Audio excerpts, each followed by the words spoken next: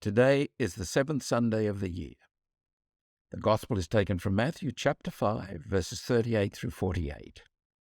The Sermon on the Mount continues. These are hard sayings. Love your enemies. Do good to those who persecute you, and so on. What are we to make of this? How should we read this? First of all, we must remember that Jesus has said, according to Matthew, I haven't come to destroy the law and the prophets. I've come to fulfill them. So we cannot see these as dismissing what has been taught. I think it's reasonable to say Jesus is calling us deeper, to have another look at the covenant, listen to what is on offer from God, the unmerited donation of God's very being. We are being invited into the kingdom. The kingdom is the state of being in which God reigns. So the law that is to be fulfilled by Jesus is not the same as our law. Daniel Harrington, S.J., a fine biblical scholar, writes of Torah, which is the Jewish name for the law. He says, for Jews, the Torah was and is the revelation of God's will, a kind of divine blueprint for action. It is a gift and a privilege to Israel, not a burden. Acting upon the Torah is the privileged way of responding to the Creator God who has entered into a covenant of love. That's the essence of all that is in the Bible, right there, to open ourselves to that covenant of love.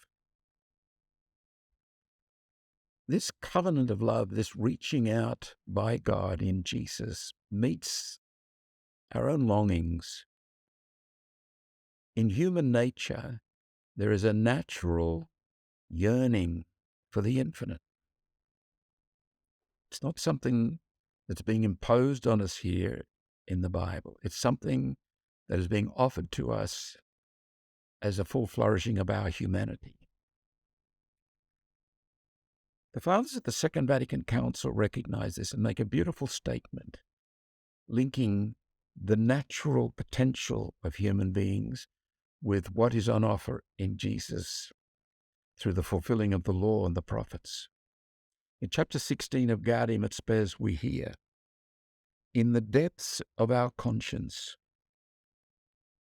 we detect a law which we did not impose upon ourselves, but to which we must be obedient, always summoning us to love good and avoid evil. For we have in our hearts a law written by God. To obey it is the very dignity of the human person.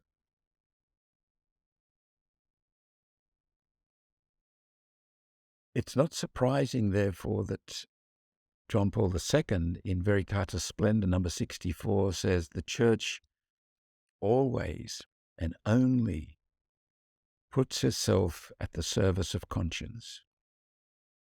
It's a very profound statement,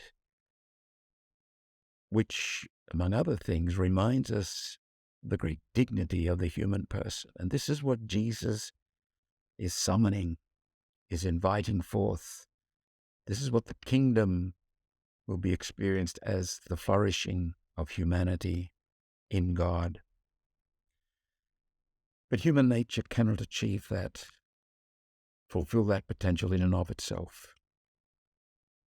Life is gift and it is task. It is graced emergence and it is free response. We're always making decisions. They are to be made in the light of and in the context of the relationships that we as human beings experience with God, ourselves, other people, and creation. The covenant, as it were, gathers that natural human inclination and potential and says, there's more. What no eye has seen, no ear heard.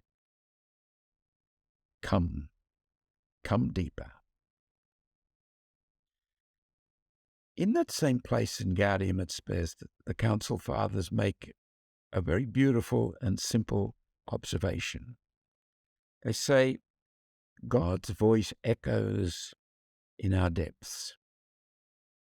When we read something like today's section from the Sermon on the Mount, I suggest we bear that in mind. Let the reading take you into your own depths. Listen for the echoes of God at work in your being. As St. Paul says in Romans chapter 8, verse 16, God's Spirit and your spirit work together. This is what we are about in the spiritual life, to enable, to facilitate, to cooperate with, to make decisions in service of that deep work that God is doing in our lives, to promote the graced emergence. Be prepared to wait, to listen.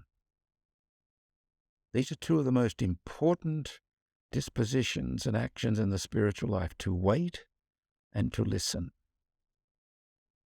Is it possible that in our not knowing, in our being shocked, in our being rendered impotent, we can't do something? The way ahead doesn't seem simple, that we are, in fact, in the midst of that struggle, in our waiting and listening, growing in Christ.